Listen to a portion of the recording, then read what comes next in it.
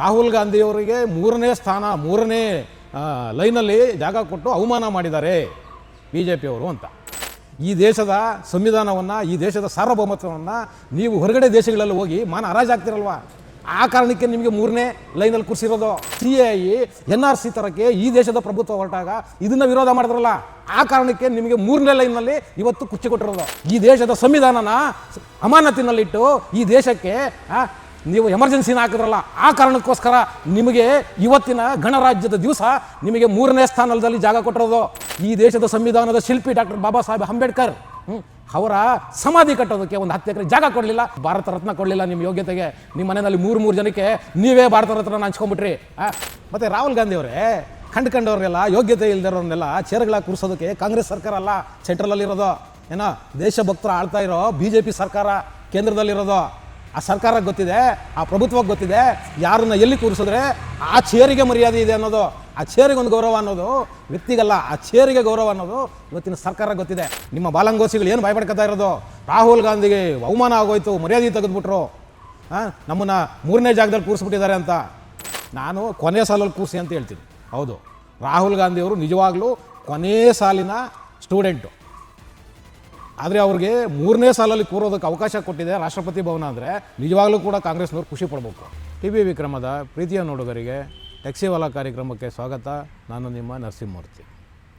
ವೀಕ್ಷಕರೇ, ಈ ದೇಶದ ಸ್ವಾತಂತ್ರ್ಯ, ಸಮಾನತೆ, ಸಾರ್ವಭೌಮತ್ವದ ಸಂಕೇತವಾಗಿ ಜನವರಿ 26 ಈ ದೇಶದಲ್ಲಿ ಗಣರಾಜ್ಯೋತ್ಸವ ಅಥವಾ ಗಣತಂತ್ರದ ದಿನ ಅಂತ ನಾವು ಆಚರಣೆ ಮಾಡ್ತೀವಿ. ಅದಕ್ಕೆ ನಮ್ಮಲ್ಲಿ ಒಂದು ಸಂಪ್ರದಾಯನೂ ಕೂಡ ನಾವು ಇಟ್ಕೊಂಡಿದ್ದೀವಿ. ಏನಪ್ಪ ಅಂದರೆ, ನಾವು ಹೊರಗಡೆ ದೇಶಗಳಿಂದ ಒಂದಷ್ಟು ಜನರನ್ನು ಅತಿಥಿಗಳಾಗಿ ಕರಿತೀವಿ. ಈ ಸಲಿಯ ಗಣತಂತ್ರ ದಿವಸದ ಅತಿಥಿಗಳು ಯುರೋಪಿಯನ್ ಒಕ್ಕೂಟದ ಅಧ್ಯಕ್ಷರು ಬಂದಿದ್ದರು. ಅವರ ಮಧ್ಯೆ ಸಾಕಷ್ಟು ಒಪ್ಪಂದಗಳು ಕೂಡ ಆಗಿದೆ. ಮತ್ತು ಇದಕ್ಕೆ ದೇಶದಲ್ಲೂ ಕೂಡ ಒಂದಷ್ಟು ಜನ ಗಣ್ಯರನ್ನ, ಸಾಧಕರನ್ನ ಕರೆಯೋದು ನಮ್ಮ ಮೊದಲಿನಿಂದಲೂ ಕೂಡ ರೂಢಿಯಲ್ಲಿರೋ ಒಂದು ಪದ್ಧತಿ, ಒಂದು ಸಂಪ್ರದಾಯ. ಅದೇ ಪ್ರಕಾರ ಈ ಬಾರಿನೂ ಕೂಡ ಒಂದಷ್ಟು ಜನ ಅತಿಥಿಗಳನ್ನ ಕರೆದಿದ್ದರು. ಅವರ ಯೋಗ್ಯತೆಗೆ ಅನುಸಾರ, ಅವರ ಸ್ಥಾನಮಾನಕ್ಕೆ ಅನುಸಾರ ಅವ್ರು ಎಲ್ಲೆಲ್ಲಿ ಕೂರಬೇಕು ಅನ್ನೋದನ್ನು ಕೂಡ ತೀರ್ಮಾನ ಮಾಡ್ತಾರೆ. ಕೆಲವರು ಇರ್ತಾರೆ ಯೋಗ್ಯತೆಯೇ ಇಲ್ಲದೇ ಇರೋರು, ಕೆಲವರು ಅಯಕಟ್ಟಿನ ಜಾಗದಲ್ಲಿ ಕೂತಿರ್ತಾರೆ, ನಮ್ಮ ರಾಹುಲ್ ಗಾಂಧಿ ಇದ್ದಂಗೆ ಅಂಥವರು ಕೂಡ ಇರ್ತಾರೆ. ಅಂಥವ್ರಿಗೂ ಕೂಡ ಆಹ್ವಾನ ಇರುತ್ತೆ. ಆದರೆ ಇದನ್ನು ಯಾರು ಎಲ್ಲಿ ಕೂರಬೇಕು ಅನ್ನೋದನ್ನು ರಾಷ್ಟ್ರಪತಿ ಭವನ ತೀರ್ಮಾನ ಮಾಡುತ್ತೆ. ಅದೇ ರೀತಿ ಈ ಒಂದು 77ನೇ ಗಣತಂತ್ರದ ದಿವಸನೂ ಕೂಡ ಈ ವ್ಯವಸ್ಥೆ ಮಾಡಿದರು. ಈ ವ್ಯವಸ್ಥೆ ಏನಿತ್ತು ಅಂದರೆ, ಮೂರನೇ ಸಾಲಿನಲ್ಲಿ, ಅಂದರೆ ಮೂರನೇ ಸಾಲು 1, 2, 3 ಅಂತ ಅಲ್ಲಿ ಚೇರ್ಗಳಾಕಿರ್ತಾರೆ ಸಾಲಾಗಿ, ಅದು ಮೂರನೇ ಸಾಲಿನಲ್ಲಿ ರಾಹುಲ್ ಗಾಂಧಿಯವರಿಗೆ ಕೂರೋದಕ್ಕೆ ಅವಕಾಶನ ಕಲ್ಪಿಸಿದರು. ಈ ಕಾಂಗ್ರೆಸ್ನ ಅಯೋಗ್ಯರದ್ದು ಏನು ಇವಾಗ ವಿವಾದ ಅಂದರೆ, ರಾಹುಲ್ ಗಾಂಧಿಯವರಿಗೆ ಮೂರನೇ ಲೈನಲ್ಲಿ ಜಾಗ ಕೊಟ್ಟು ಅವಮಾನ ಮಾಡಿದ್ದಾರೆ BJP ಅವರು ಅಂತ. ಇದರಲ್ಲಿ ಏನು ಅವಮಾನ ಬಂತು? ಆ್ಯಕ್ಚುಲಿ ನನ್ನನ್ನು ಕೇಳಿದ್ರೆ, ಯಾರಾದರೂ ವೈಯಕ್ತಿಕವಾಗಿ ನನ್ನನ್ನು ಯಾರಾದರೂ ಪ್ರಶ್ನೆ ಮಾಡಿದ್ರೆ, ನಾನು ಕೊನೆ ಸಾಲಲ್ಲಿ ಕೂರಿಸಿ ಅಂತ ಹೇಳ್ತೀನಿ. ಹೌದು, ರಾಹುಲ್ ಗಾಂಧಿಯವರು ನಿಜವಾಗ್ಲೂ ಕೊನೆ ಸಾಲಿನ ಸ್ಟೂಡೆಂಟು, ಆದರೆ ಅವ್ರಿಗೆ ಮೂರನೇ ಸಾಲಲ್ಲಿ ಕೂರೋದಕ್ಕೆ ಅವಕಾಶ ಕೊಟ್ಟಿದೆ ರಾಷ್ಟ್ರಪತಿ ಭವನ ಅಂದರೆ ನಿಜವಾಗ್ಲೂ ಕೂಡ ಕಾಂಗ್ರೆಸ್ನವ್ರು ಖುಷಿ ಪಡಬೇಕು. ಆದರೆ ಇದನ್ನೊಂದು ವಿವಾದ ಮಾಡ್ಕೊಂಡು ಇವತ್ತು ದೊಡ್ಡ ಮಟ್ಟದಲ್ಲಿ ಇದನ್ನು ವಿವಾದ ಮಾಡ್ತಿದ್ದಾರೆ ಈ ಕಾಂಗ್ರೆಸ್ನವರು. ಮತ್ತು ಇವ್ರನ್ನ ಏನಕ್ಕೆ ಮೂರನೇ ಸ್ಥಾನದಲ್ಲಿ ಕೂರಿಸ್ಬೇಕು, ಮೂರನೇ ಸ್ಥಾನದಲ್ಲಿ ಕೂರಿಸಿರೋ ಸರಿ ಇದೆ ಅಂತನೂ ಕೂಡ ಹೇಳಬೇಕು. ಅಂದರೆ ರಾಹುಲ್ ಗಾಂಧಿಯವರೇ, ನಿಮ್ಮನ್ನು ಯಾಕೆ ಮೂರನೇ ಸ್ಥಾನದಲ್ಲಿ ಕೂರಿಸಿದ್ದಾರೆ ಅಂತ ಹೇಳಿದ್ರೆ ನೋಡಿ, ಒಂದು ಶುದ್ಧ ಪಟ್ಟಿ ಹೇಳ್ತೀನಿ ನಾನು, ಬೇಕಾದ್ರೆ ಕೇಳಿಸ್ಕೊಳ್ಳಿ. ಈ ದೇಶದ ಸಂವಿಧಾನವನ್ನು, ಈ ದೇಶದ ಸಾರ್ವಭೌಮತ್ವವನ್ನು ನೀವು ಹೊರಗಡೆ ದೇಶಗಳಲ್ಲಿ ಹೋಗಿ ಹರಾಜಾಗ್ತಿರಲ್ವ, ಆ ಕಾರಣಕ್ಕೆ ನಿಮಗೆ ಮೂರನೇ ಲೈನಲ್ಲಿ ಕೂರಿಸಿರೋದು, ಆ ಕಾರಣಕ್ಕೆ ನಿಮಗೆ ಮೂರನೇ ಲೈನಲ್ಲಿ. ಹೌದು, ಮತ್ತು ಈ ದೇಶದಲ್ಲಿ ಯಾರು ಅಕ್ರಮ ನುಸುಳುಕೋರರಿದ್ದಾರೆ, ಬಾಂಗ್ಲಾದೇಶದಿಂದ ಬೇರೆ ಬೇರೆ ದೇಶಗಳಿಂದ ಅಕ್ರಮವಾಗಿ ಬಂದು ಈ ದೇಶದಲ್ಲಿ ನೆರೆ ಊರಿದಾರಲ್ಲ, ಅಂಥವ್ರನ್ನ ಹೊರಗಡೆ ಹಾಕಬೇಕು ಅಂತ CAI NRC ತರಕ್ಕೆ ಈ ದೇಶದ ಪ್ರಭುತ್ವ ಹೊರಟಾಗ ಇದನ್ನು ವಿರೋಧ ಮಾಡಿದ್ರಲ್ಲ, ಆ ಕಾರಣಕ್ಕೆ ನಿಮಗೆ ಮೂರನೇ ಲೈನ್ನಲ್ಲಿ ಇವತ್ತು ಕುರ್ಚಿ ಕೊಟ್ಟಿರೋದು, ಆ ಕಾರಣಕ್ಕೆ ನಿಮಗೆ ಮೂರನೇ ಲೈನಲ್ಲಿ ಕುರ್ಚಿ ಕೊಟ್ಟಿರೋದು.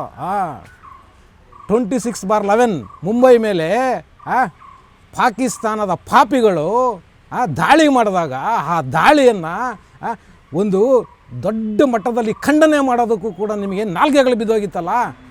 ಒಂದು ಪ್ರತಿರೋಧನೂ ಕೂಡ ಮಾಡಿದಿರಾ, ಅದನ್ನು ಹಾಗೆ ಬಿಟ್ರಲ್ಲ. ಆ ಕಾರಣಕ್ಕೋಸ್ಕರ ನಿಮಗೆ 3ನೇ ಸ್ಥಾನ. ಆ ಕಾರಣಕ್ಕೋಸ್ಕರ 3ನೇ ಸ್ಥಾನ. ಅವತ್ತು ಮುಂಬೈ ಅಟ್ಯಾಕ್ ಆದಾಗ ನೀವೇನಾದರೂ ಸರಿಯಾದ ಕ್ರಮಗಳನ್ನ ತಗೊಂಡಿದ್ರೆ ಪುಲ್ವಾಮಾ ಅಟ್ಯಾಕ್ ಆಗ್ತಿರಲಿಲ್ಲ. ಹೌದು, ಪುಲ್ವಾಮಾ ಅಟ್ಯಾಕ್ ಆಗ್ತಿರಲಿಲ್ಲ, ಬಾಲಾಕೋಟ್ ಅಟ್ಯಾಕ್ ಆಗ್ತಿರಲಿಲ್ಲ. ಅಷ್ಟೇ ಯಾಕೆ, ಮೊನ್ನೆ ಆಯ್ತಲ್ಲ ಕಾಶ್ಮೀರದಲ್ಲಿ ಪೆಹಲ್ಗಾಮಲ್ಲಿ ಆ ಪ್ಯಾಂಟನ್ನು ಬಿಚ್ಚು ಚಡ್ಡಿ ಒಳಗಡೆ ಧರ್ಮ ನೋಡಿ ಹೊಡಿತಾ ಇರಲಿಲ್ಲ ಪಾಪಿಗಳು. ಈ ಕಾರಣಕ್ಕೆ ನಿಮಗೆ 3ನೇ ಸ್ಥಾನ. ಹೌದು, ಅಷ್ಟೇ ಯಾಕ್ರಿ ರಾಹುಲ್ ಗಾಂಧಿಯವರೇ, ಈ ದೇಶದ ಸಂವಿಧಾನನ ಅಮಾನತಿನಲ್ಲಿಟ್ಟು ಈ ದೇಶಕ್ಕೆ ನೀವು ಎಮರ್ಜೆನ್ಸಿನ ಹಾಕಿದ್ರಲ್ಲ, ಆ ಕಾರಣಕ್ಕೋಸ್ಕರ ನಿಮಗೆ ಇವತ್ತಿನ ಗಣರಾಜ್ಯದ ದಿವಸ ನಿಮಗೆ 3ನೇ ಸ್ಥಾನದಲ್ಲಿ ಜಾಗ ಕೊಟ್ಟಿರೋದು. ಹೌದು, 3ನೇ ಸ್ಥಾನದಲ್ಲಿ ಜಾಗ ಕೊಟ್ಟಿರೋದು. ಈ ಎಲ್ಲ ಕಾರಣಗಳಿಗೋಸ್ಕರ ನಿಮಗೆ ಕೊಟ್ಟಿರೋದು, ಸುಮ್ಮನೆ ಕೊಟ್ಟಿಲ್ಲ. ಇನ್ನೂ ಹೇಳ್ತೀನಿ, ಕೇಳಿಸ್ಕೊಳ್ಳಿ.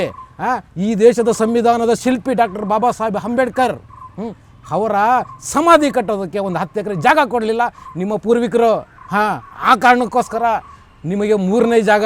ಆ ಕಾರಣಕ್ಕೋಸ್ಕರ 3ನೇ ಜಾಗ, 3ನೇ ಲೈನಲ್ಲಿ ನಿಮಗೆ ಚೇರ್ ಕೊಟ್ಟಿರೋದು ರಾಹುಲ್ ಗಾಂಧಿಯವರೇ. ಆಮೇಲೆ ಇದೇ ಬಾಬಾ ಸಾಹೇಬ್ ಅಂಬೇಡ್ಕರ್ ಅವರಿಗೆ ಭಾರತ ರತ್ನ ಕೊಡಲಿಲ್ಲ ನಿಮ್ಮ ಯೋಗ್ಯತೆಗೆ. ನಿಮ್ಮ ಮನೆಯಲ್ಲಿ 3 ಜನಕ್ಕೆ ನೀವೇ ಭಾರತ ರತ್ನ ಹಂಚ್ಕೊಂಬಿಟ್ರಿ. ಆ ಕಾರಣಕ್ಕೋಸ್ಕರ ನಿಮಗೆ 3ನೇ ಜಾಗ. ತಿಳ್ಕೊಳ್ಳಿ, ಈ ದೇಶ ಸುಮ್ಮನೆ ಕೂತಿಲ್ಲ. ಇಷ್ಟೇ ಅಲ್ಲ ರಾಹುಲ್ ಗಾಂಧಿಯವರೇ, ನಿಮ್ಮ ಪುರಾಣ. ಈ ದೇಶದಲ್ಲಿ SIR ಮಾಡಬೇಕು ಅಂತ ಕೇಂದ್ರ ಸರ್ಕಾರ ಹೊರಟ್ರೆ ನೀವು ಅದರ ವಿರುದ್ಧ ನಿಲ್ತಾ ಇದ್ದೀರಿ. ಏನು ತಪ್ಪಿದೆ SIRನಲ್ಲಿ? ಸತ್ತೋಗಿರೋರ್ದು ಮತಗಳು ತೆಗಿಬಾರ್ದಾ? ಊರು ಬಿಟ್ಟು ಹೋಗಿರೋರ್ದು ಮತಗಳು ತೆಗಿಬಾರ್ದಾ?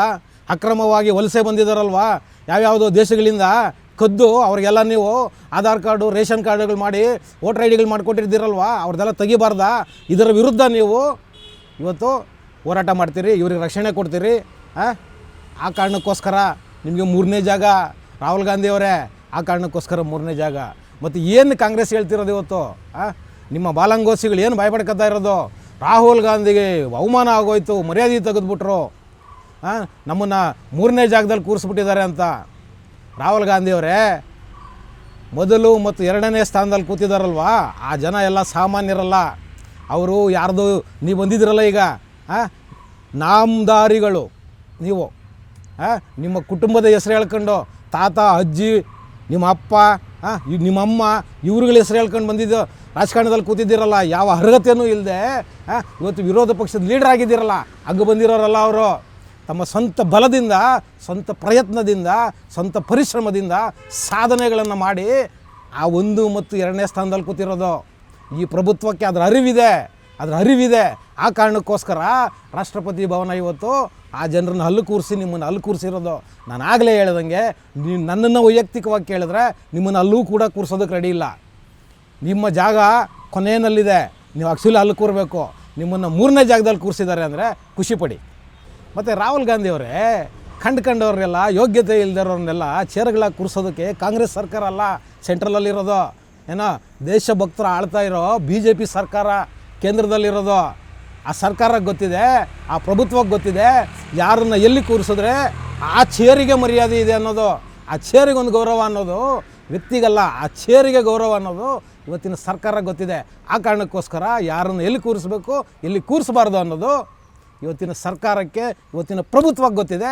ಆ ಕಾರಣಕ್ಕೆ ನಿಮ್ಮ ಜಾಗ 3ನೇ ಜಾಗ ಅಂತ ಹೇಳಿ ನಾನು ಹೇಳ್ತಾ ಇದ್ದೀನಿ. ರಾಹುಲ್ ಗಾಂಧಿಯವರೇ, ಇನ್ನೂ ಒಂದು, ನಿಮ್ಮ ಪೌರತ್ವದ ಬಗ್ಗೆನೂ ಕೂಡ ತುಂಬ ಗೊಂದಲಗಳಿದೆ, ಅದಕ್ಕೂ ಕೂಡ ಸ್ಪಷ್ಟನೆ ಕೊಡಿ. ಆ ಕಾರಣಕ್ಕೆ ನಿಮಗೆ 3ನೇ ಜಾಗ. ಮತ್ತು ಮುಂದೆ ನೀವು ಏನು ಹೇಳ್ತಿದ್ದೀರಲ್ಲ, ನಾನು 3ನೇ ಸ್ಥಾನದಲ್ಲಿ ಕೂರಿಸಿದ್ದಾರೆ ಅಂತ, ನೀವು ಮೊದಲನೇ ಸ್ಥಾನದಲ್ಲಿ ಕುತ್ಕೊಳ್ಬೇಕು ಅಂದರೆ, ರಾಹುಲ್ ಗಾಂಧಿಯವರೇ ಕುತ್ಕೊಳ್ಬೇಕು ಅಂದರೆ ಅದಕ್ಕೆ ಏನು ಬೇಕೋ, ಈ ದೇಶದ ಪರ ನಿಲ್ಲಬೇಕು, ಹಿಂದೂಗಳ ಪರ ನಿಲ್ಲಬೇಕು, ಈ ದೇಶದ ಸಂವಿಧಾನವನ್ನು ಗೌರವಿಸಬೇಕು. ಅದನ್ನು ಕಲಿತರೆ ನೀವು ಬಹುಶಃ ಮುಂದಿನ ದಿನಗಳಲ್ಲಿ ಮುಂದೆ ಚೇರಲ್ಲಿ ಕೂರ್ಬೋದು ಅಂತ ಅನಿಸುತ್ತೆ. ಮತ್ತು ರಾಹುಲ್ ಗಾಂಧಿಯವರೇ, ಇನ್ನೂ ಒಂದಿದೆ, ಮರ್ತುಬಿಟ್ಟಿದ್ದೆ, ನಾನು ಈಗ ಹೇಳ್ತಿದ್ದೀನಿ. ಶ್ರೀರಾಮನ ಮಂದಿರನ ಕಟ್ಟಬೇಕು ರಾಮನ ಜನ್ಮಸ್ಥಳದಲ್ಲಿ ಅಂತ ಹೇಳಿದ್ರೆ ನಿಮ್ಮ ಸರ್ಕಾರ ಡಜನ್ ಗಟ್ಟಲೆ ಲಾಯರ್ಗಳನ್ನ ರಾಮ ಮಂದಿರದ ವಿರುದ್ಧ ವಾದ ಮಾಡೋದಕ್ಕೆ ಅಪಾಯಿಂಟ್ ಮಾಡಿದ್ರಲ್ಲ, ಆ ಕಾರಣಕ್ಕೆ ನಿಮಗೆ 3ನೇ ಸ್ಥಾನ. ಹೇಳುವುದರ ಮುಖಾಂತರ ಇವತ್ತಿನ ಟ್ಯಾಕ್ಸಿ ವಾಲ ಕಾರ್ಯಕ್ರಮನ ಮುಗಿಸ್ತಾ ಇದ್ದೀನಿ. ಶೇರ್ ಮಾಡಿ, ಸಬ್ಸ್ಕ್ರೈಬ್ ಮಾಡಿ, ಲೈಕ್ ಮಾಡಿ, ಹೆಚ್ಚೆಚ್ಚು ಕಾಮೆಂಟ್ ಮಾಡೋದರ ಮುಖಾಂತರ ನಮ್ಮನ್ನು ಪ್ರೋತ್ಸಾಹಿಸ್ತೀರಿ. ಟಿವಿ ವಿಕ್ರಮ, ದೇಶ ನಿಮ್ಮ ಕೈಯಲ್ಲಿ. ಈ ಕಾರ್ಯಕ್ರಮ ನಿಮಗೆ ಇಷ್ಟ ಆಗಿದ್ದಲ್ಲಿ ಲೈಕ್, ಶೇರ್ ಹಾಗೂ ಕಮೆಂಟ್ ಮಾಡಿ. ಟಿವಿ ವಿಕ್ರಮದ ಕಾರ್ಯಕ್ರಮಗಳನ್ನು ನಿರಂತರವಾಗಿ ವೀಕ್ಷಿಸಲು ಸಬ್ಸ್ಕ್ರೈಬ್ ಮಾಡಿ, ಬೆಲ್ ಐಕನ್ ಒತ್ತಿ.